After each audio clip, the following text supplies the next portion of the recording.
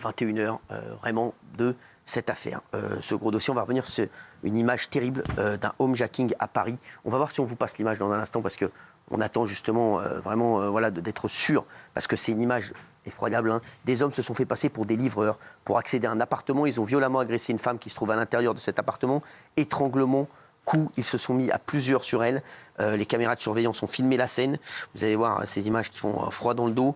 Et on a également des images voilà, de ces policiers, d'autres individus donc, qui auraient été interpellés par la police, qui faisaient des mêmes cambriolages similaires. Oui. Regardez juste les images des policiers qui les interpellent et vous allez nous en dire plus juste après. Parce que c'est pas la même affaire. Exactement, c'est pas la même affaire du tout puisque les autres sont encore en liberté. Il y a plusieurs affaires. Regardez, vous allez voir, faites très attention.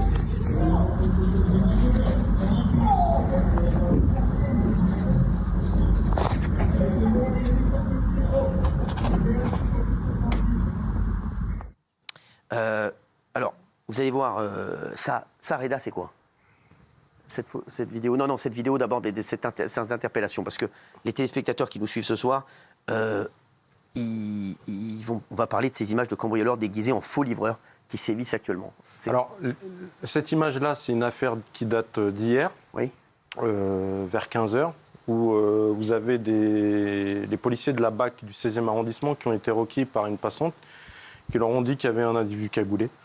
Et en résumé, les individus à la vue de la BAC qui prennent la fuite avec un véhicule volé, les collègues partent en course-poursuite, les individus cartonnent et les collègues procèdent à l'interpellation. Ensuite, la première vidéo... Alors, je vais la montrer, la première vidéo. On a flouté au maximum, hein, bien sûr, pour qu'on ne voit pas. L'appartement, elle tourne énormément sur les réseaux. Actuellement, ça vient d'arriver. Et c'est vrai que voilà, donc des faux livreurs qui se sont introduits et qui ont été extrêmement violents. Vous allez nous raconter, Michel Marie, faites très, très attention, vous qui nous regardez en direct, même quand les enfants commandent tout seuls, etc. Faites très, très attention, puisque c'est un fléau incroyable. Et il y a plein de groupes comme ça qui le font, et c'est de plus en plus fréquent. Regardez.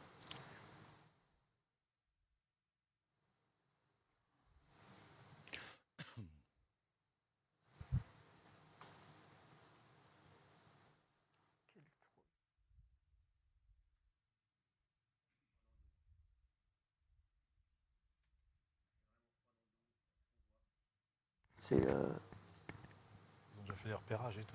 Ces images qui viennent d'arriver, qui tournent sur les réseaux. Vraiment, quand on voit ça, 3 sur une femme, actuellement en France, c'est ça. Donc des faux livreurs. Michel Marie, est-ce que vous pouvez raconter à nos téléspectateurs ce qui s'est passé? Et Reda, vous allez nous en dire un peu plus. Alors ça, c'est les images qu'on vient de voir. C'est la première affaire d'une série de trois vols à la fausse qualité. Celle-ci se passe rue... On ne va pas donner l'adresse, s'il vous plaît. Oui, on ne va pas donner l'adresse pour les... Dans le arrondissement. Même, on ne donnons pas l'adresse. Donnez que vous avez dit que c'est en France, voilà. Oui. Dans le arrondissement, vol fausse qualité, les individus ont sonné. C'est une nourrice, c'est une babysitter qui a ouvert, une Philippine, je crois. Et elle gardait un petit bébé, un petit enfant. Et dès qu'elle a ouvert la porte, persuadée que c'était une livraison, que c'était un coursier, il s'est passé ce qu'on vient de voir.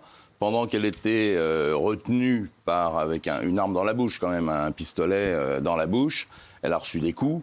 Elle a été vraiment brutalisée. Et les deux autres ont fait le tour de l'appartement pour voir ce qu'il y avait en bijoux, en numéraire, en choses à dérober.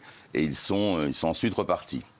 Et il y a eu une autre affaire à Paris 8e, cette fois-ci, alors, ils sont partis, les premiers, là, sont partis avec une BMW, a priori, volée. Et on a exactement le même scénario à Paris 8, mais plus tôt le matin. Là, on est vers 15h, milieu d'après-midi. Et là, à Paris 8e, c'est à 8h du matin. Même scénario. Et ils se font passer pour des livreurs. Ils sont 3. Et ils prennent la fuite, mais cette fois-ci à bord d'une Peugeot. On va, vraiment pour nos téléspectateurs qui nous rejoignent à 21h05, c'est une affaire très, très sérieuse. Et faites très, très attention. Gilles, on va rappeler le procédé de ces personnes qui se font donc passer pour des livreurs, des Deliveroo, Amazon, etc. Oui, alors il y en a dans toute la France en ce moment, c'est exponentiel. Alors leur stratégie est très bien rodée. Soit ils sont au courant, parce qu'ils ont eu des fuites, des tuyaux, que la famille attend une livraison. et à peu près au même moment, ils arrivent. Et donc là, c'est imparable. Votre colis est arrivé, vous ouvrez. Comment et là, ils auraient des fuites? Peut-être que les livreurs, les livreurs donnent des. c'est une des possibilité. La police enquête là-dessus. Ça, c'est voilà, il y aurait des fuites d'informations. La deuxième chose, c'est que d'autres bandes, il y a une condamnation d'ailleurs là-dessus, repèrent sur, par exemple, un site. Je ne vais pas citer son nom. Des gens qui vendent des choses ou qui achètent des site? Dites-le. Le Bon Coin. D'accord. Il y a eu ça, il y a eu une condamnation. Important, ça, je veux dire, Donc oui. ils attrapent les gens vendent sur le Bon Coin. Donc ils savent que ces gens-là sont actifs sur le Bon Coin et ils repèrent l'adresse. Ils disent voilà, on a quelque chose pour vous, etc. Et ils arrivent chez la personne et même mode opératoire, ultra-violence. Troisième mode opératoire, chez des commerçants. Là, il y a eu pareil une affaire. Des gens qui arrivent chez une coiffeuse à domicile. Tenez, j'ai un carton pour vous. Voilà, la dame croit que c'est des fournitures. Et dans ces cas-là, ils volent ce qu'il y a dans Et l'appartement. là, c'est extrêmement violent ce qu'on vient de voir. Là, toutes ces scènes que je vous décris sont de l'ultra-violence. Ah oui. Il y a une condamnation à 12 ans de prison, là, dans l'Essonne. 12 ans de prison, Alors, c'est vous dire la Il faut violence. dire que là, les personnes qui ont fait ça sont encore en liberté. Oui. Ils n'ont pas été appréhendés par les services de police pour Sur l'instant. deux de ces trois affaires, Eda va nous le confirmer, mais ils sont en fuite. Et il y a une affaire où, donc, la première qu'on a montrée, il y a eu interpellation. Voilà. Alors, Mais Reda- ils sont expérimentés, donc ils partent en voiture volée, très rapide, et c'est très difficile de les arrêter. Alors, c'est un drame, donc faites très C'est de attention. l'ultra-violence. On va en parler avec Reda, il va tout vous expliquer également, parce que là, je vous dis, on est en direct, et faites très attention, même il y a des enfants qui, parfois, commandent tout seuls. oui, hein. Et ça, on ne sait pas, voilà, et c'est vrai que c'est de plus en plus courant. Reda, quelle est la manière de faire de ces personnes? Comme nous l'a dit Gilles, c'est incroyable. Donc, il y a des groupes de plus en plus, et eux, ils sont en liberté. Hein. Oui, je vous en avais parlé quand on m'avait invité sur le plateau lors de l'affaire Guillon. On a un peu le même profil. Et là, c'est Ça semblerait être des jeunes de banlieue encore. Donc si vous interpellez qui sont mineurs, il y a une atténuation au niveau des condamnations. Donc les commanditaires aiment ce genre de profil pour monter des équipes.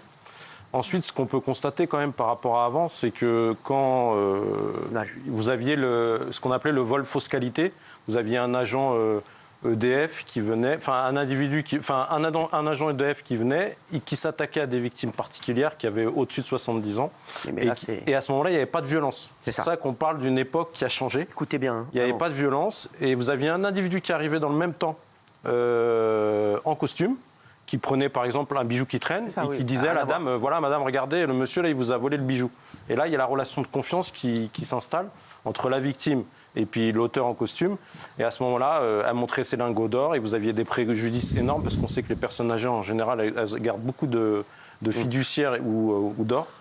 Et là, on s'aperçoit, comme notre syndicat le dénonce souvent, qu'il y a une montée de violence dans la société, où là, maintenant, vous avez des équipes qui se montent et qui n'hésitent pas, qui agissent, on va dire, de manière assez sauvage.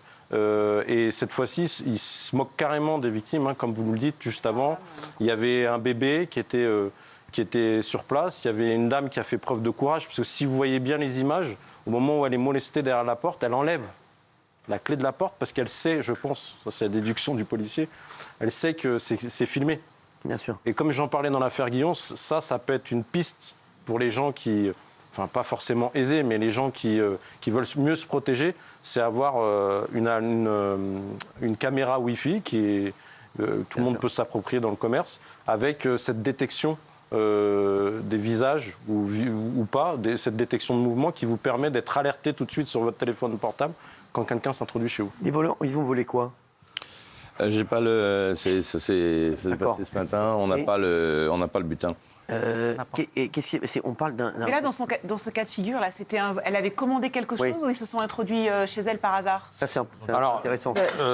D'après les premiers, c'est difficile parce que l'enquête elle est en cours. C'est toujours, là, on est ça va être traité normalement en cour d'assises. On en parlera peut-être parce que. Je pense qu'ils viennent pas par hasard. Non, ils viennent jamais par hasard, mais.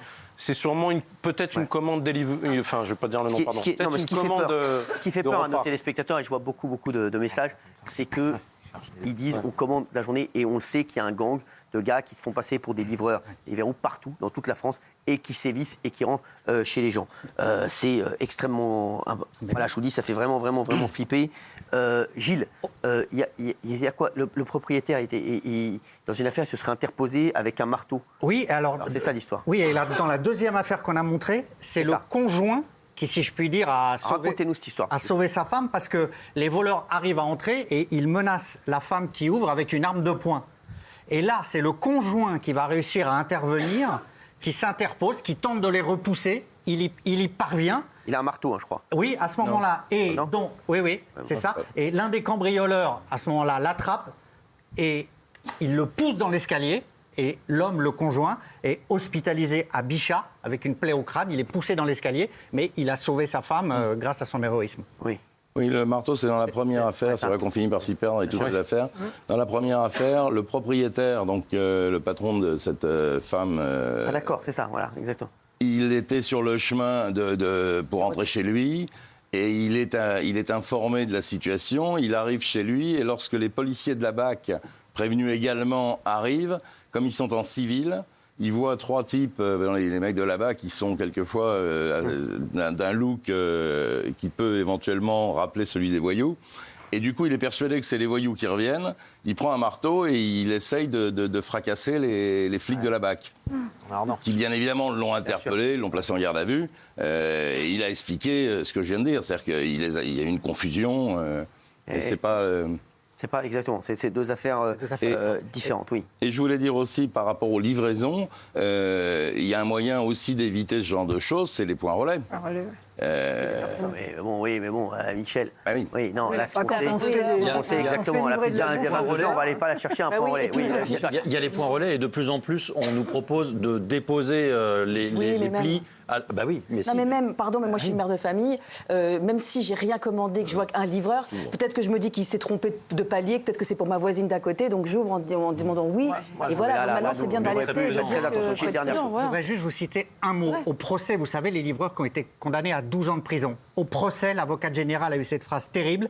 Il n'avait qu'un mode opératoire, la terreur. Ouais, merci. Voilà. C'est un truc de fou. Faites attention, on pense bien sûr à la nounou et à cette famille qui doit être traumatisée. Merci à tous. Tout de suite, les punaises de lit sur C8. Merci Reda. Merci.